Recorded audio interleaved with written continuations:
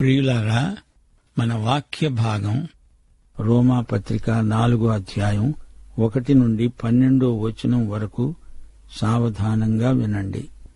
కాబట్టి శరీరము విషయమై మన మూల పురుషుడైన అబ్రహాముకు ఏమి దొరికిందంటాము?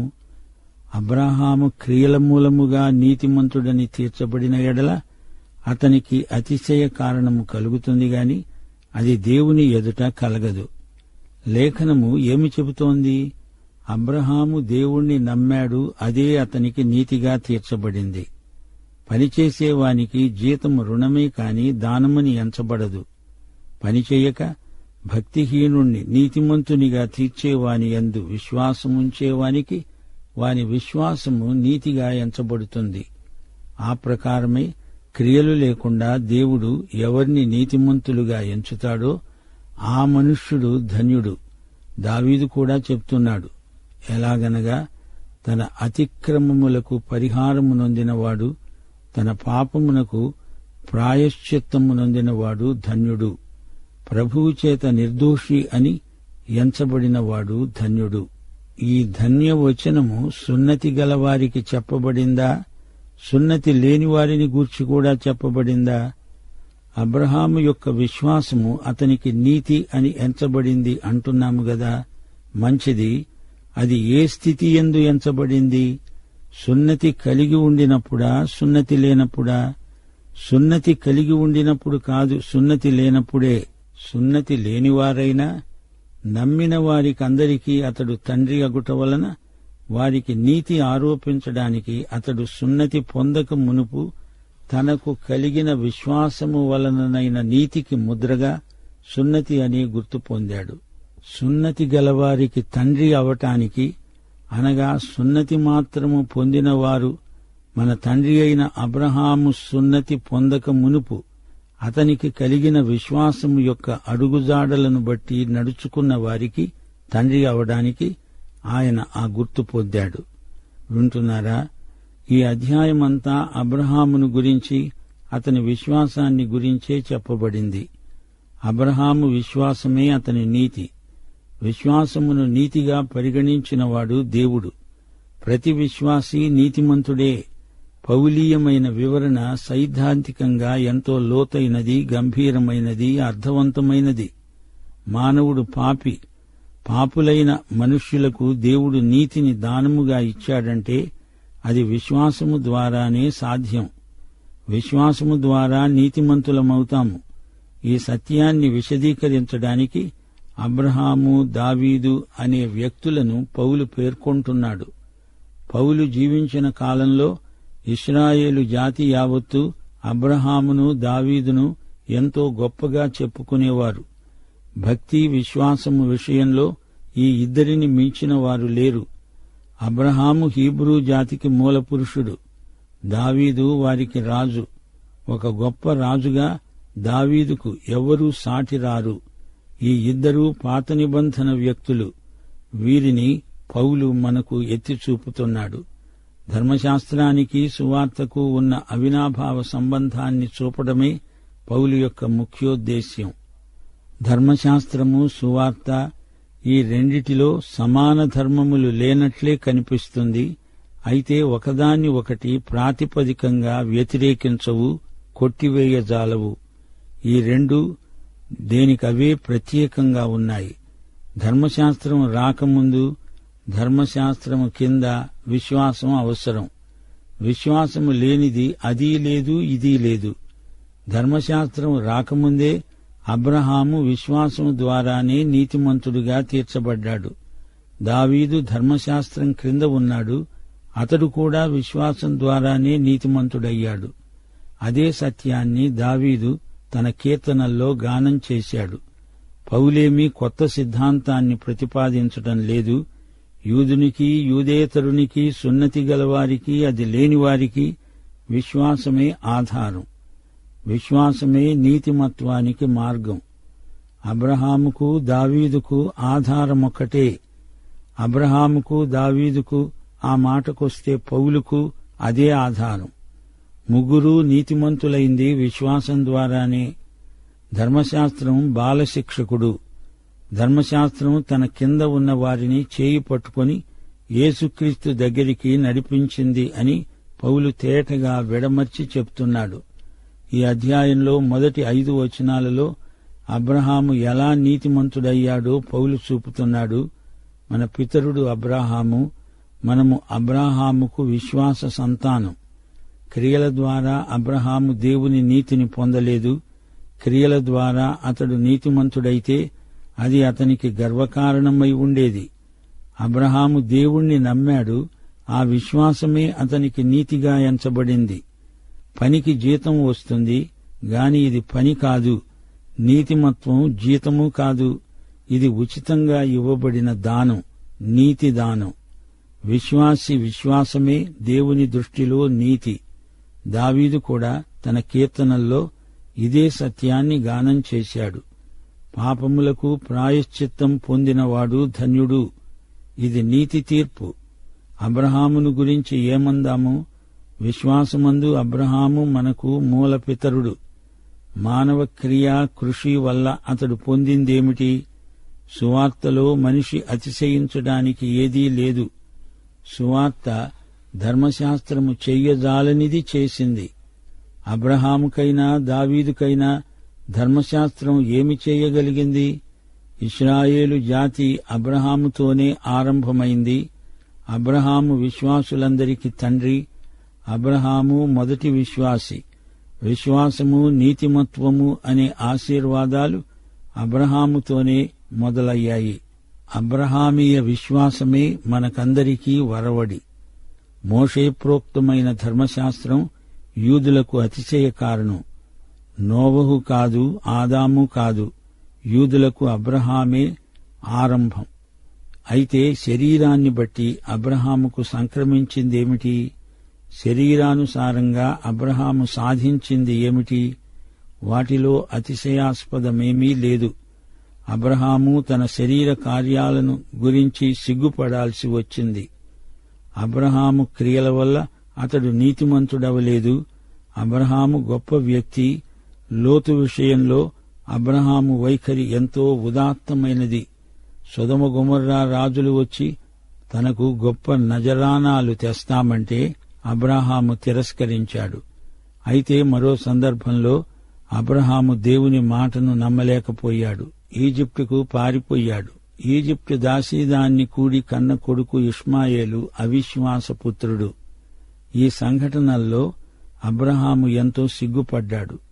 అబ్రహాము క్రియల మూలముగా నీతిమంతుడని తీర్చబడిన ఎడల అతనికి అతిశయ కారణము కలిగేదేమో కాని అది దేవుని ఎదుట కలగదు.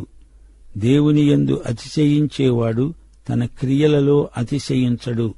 ఇది విశ్వాస న్యాయం, క్రియాన్యాయం కాదు. అబ్రహాము ఎన్నో మంచి క్రియలు చేశాడు. అయితే అట్టి క్రియల వలన రక్షణ కలగదు. రక్షణకు ఫలితమే సత్క్రియలు. విశ్వాసము ద్వారా నీతిమంతుడని తీర్చబడని వానికి సత్క్రియలు చేస్తే గుర్తింపు లేదు. అబ్రహాము గాని ఎవరైనా గాని విశ్వాసము లేకుండా సత్క్రియలు చేసి వారు అతిశయించవచ్చు గాని దేవుని ఎదట మాత్రము కాదు. అబ్రహాము ఎన్నో సత్క్రియలు చేశాడు గాని అవి అతని విశ్వాసమును బట్టి, నీతిమంతుడై ఉండడాన్ని బట్టి దేవుని చేత గుర్తించబడినవి. యాకోబు తన పత్రికలో, పౌలు తన పత్రికల్లో ఈ అంశంలో భేదాభిప్రాయాలను వ్యక్తం చేశారనుకుంటున్నారా? అలా కానే కాదు. యాకోబు పత్రిక 2వ అధ్యాయం 21వ వచనం, మన పితరుడైన అబ్రహాము తన కుమారుడైన ఇస్సాకును బలిపీఠము మీద అర్పించినప్పుడు అతడు క్రియల వలన నీతిమంతుడని తీర్పు పొందలేదా? యాకోబు పేర్కొన్న క్రియలు ధర్మశాస్త్రము క్రింద చేయబడే శరీర క్రియలు కాదు. అబ్రహాము ధర్మశాస్త్రము క్రింద ఉన్నవాడు కాడు. అబ్రహాము విశ్వాసము చేసిన క్రియలు అవన్నీ. అబ్రహాము దేవుణ్ణి నమ్మాడు. ఇస్సాకును అర్పించాడు. బలి ఇచ్చాడా? ఇవ్వలేదు. దేవుడే అబ్రహామును ఆపాడు, వారించాడు. బలిగా అతణ్ణి వధించనీయలేదు దేవుడు. దేవునికి నరబలి ఇవ్వకూడదు కదా. పౌలు, యాకోబు ఇద్దరూ ఒకే వచనాన్ని ఉటంకిస్తున్నారు. అబ్రహాము దేవుణ్ణి నమ్మాడు, అది అతనికి నీతిగా ఎంచబడింది. పరిగణించబడింది, తీర్చబడింది. ఆదికాండం 15వ అధ్యాయం 6వ వచనం, యాకోబు పత్రిక 2వ అధ్యాయం 23వ వచనం, రోమా పత్రిక 4వ అధ్యాయం 3వ వచనం. అయితే యాకోబు అబ్రహాము జీవితంలోని చివరి దశను దృష్టాంతంగా తీసుకొని మాట్లాడుతున్నాడు. అది ఇస్సాకును అర్పించే సన్నివేశం. అబ్రహాము గాని మరే వ్యక్తి గాని పాపిగా నీతి తీర్పు కోసం విశ్వాసం మాత్రమే ఆధారంగా నిలవాలి. అంతే. నా సత్క్రియలు చూడు అంటూ దేవుని ఎదట అతిశయించడానికి ఏదీ లేదు. శరీర సంబంధి పాపి అయిన వ్యక్తి చేసే సత్క్రియలు ఏవైనా ఎన్నైనా రక్షణకు ఏమాత్రమూ ఉపకరించవు, నీతి పరిగణనకు అసలే పనికిరావు. దేవుని పరిశుద్ధత ఎదట శరీరం చేసే కార్యాలు మంచివైనా చెడ్డవైనా రక్షణకు సంబంధించినవి మాత్రం కావు. అబ్రహాము క్రియలు విశ్వాస క్రియలు. అతని విశ్వాసం పనిచేసింది. నీతి తీర్పు పొందిన వ్యక్తి చేసే మంచి పనులను దేవుడు గుర్తిస్తాడు, మెచ్చుకుంటాడు. లేఖనము చెబుతున్నదేమిటి అంటే, లేఖనములలో దేవుడు పలికిందేమిటి? వాక్యం అంటే దేవుని మాట, లేఖనం అంటే దేవుని వాక్యం, అనగా దేవుడే మాట్లాడుతున్నాడు. రోమాపత్రికలో అపొస్తలుడైన పౌలు ఇంచుమించు 60 సార్లు పాత నిబంధన లేఖనములను ఉటంకించాడు. ఆదికాండం 15వ అధ్యాయం 6వ వచనం, అబ్రహాము యెహోవాను నమ్మాడు, ఆయన అది అతనికి నీతిగా ఎంచాడు. లేఖనము చెప్పేది వినండి అని పౌలు ప్రబోధిస్తున్నాడు. అబ్రహాము ఒకప్పుడు దేవుణ్ణి అడిగాడు. ఆదికాండం 15వ అధ్యాయం 2వ వచనం, దేవా, నీవు నాకు ఏది ఇస్తే ఏమి? నేను సంతానము లేనివాడినైపోతున్నానే. దేవుడన్నాడు, నీ సంతానము ఆకాశ నక్షత్రాలంతమంది అవుతారు. అబ్రహాము దేవుణ్ణి, ఆయన మాటను నమ్మాడు. విన్నట్టుగా ఆ ఫలాన నమ్మాడు. అబ్రహాము నమ్మదగిన దేవుణ్ణి, అబద్ధమాడనేరని దేవుణ్ణి నమ్మాడు. ఇందులో అబ్రహాము చేసిందేమిటి? నమ్మటమే, అంతే. దేవుడే వాగ్దానమిచ్చాడు, ఆ వాగ్దానాన్ని దేవుడే నెరవేర్చాడు. ఇందులో అబ్రహాము గొప్పతనమేమిటి? అతడు కేవలం నిమిత్తమాత్రుడు.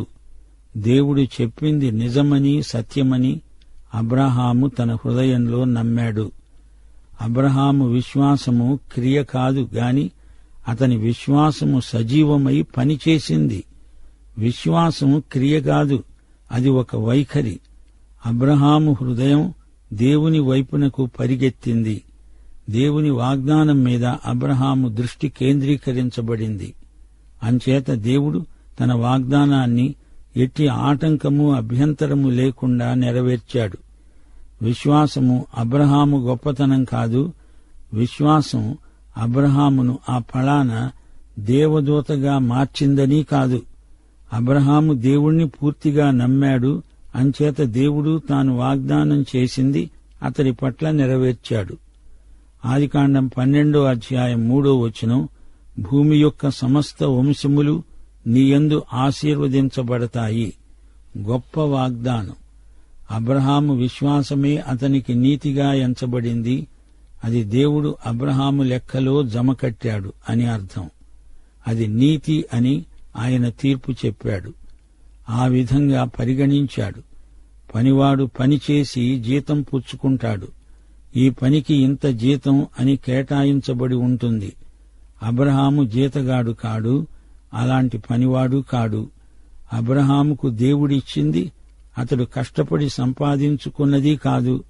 అది దేవుని కృప వల్ల, తన విశ్వాసం వల్ల అతనికి సంక్రమించింది.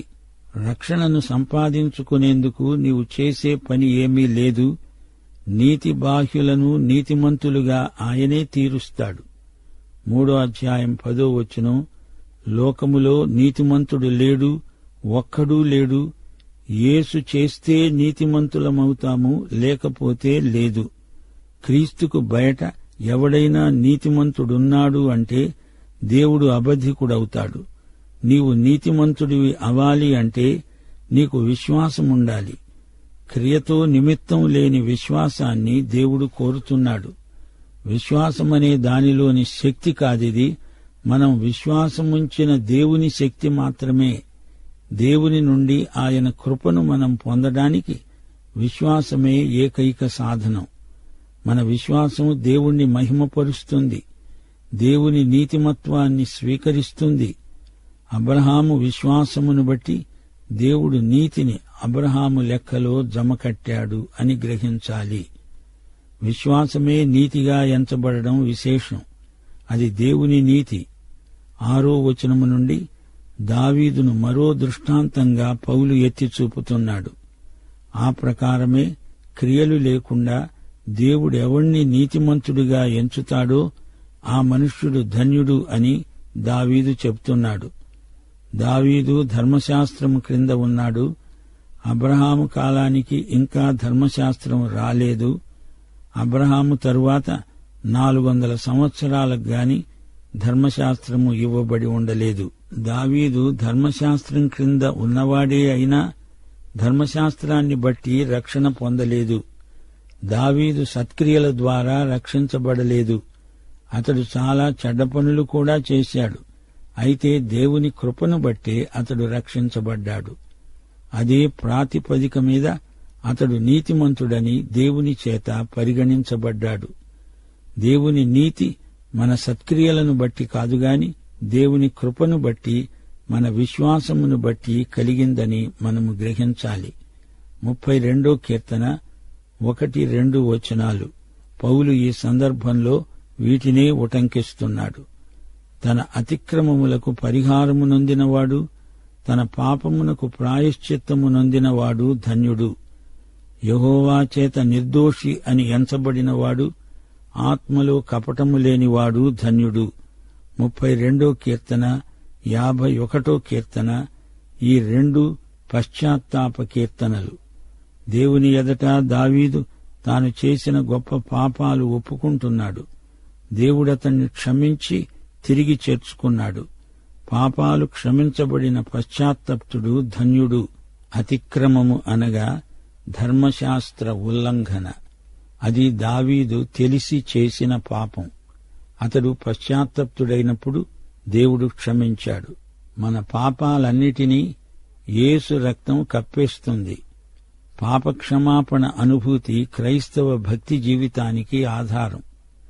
దేవుడు పాపి యొక్క పాపాలను క్షమించి అతడెన్నడూ ఏ పాపము చేయనట్లే ఎంచి పాపిని నీతిమంతుణ్ణిగా ఎంచుతాడనే అనుభూతి ఎంతో ధన్యవంతమైంది. యేసు చనిపోయి తన రక్తం కార్చాడు.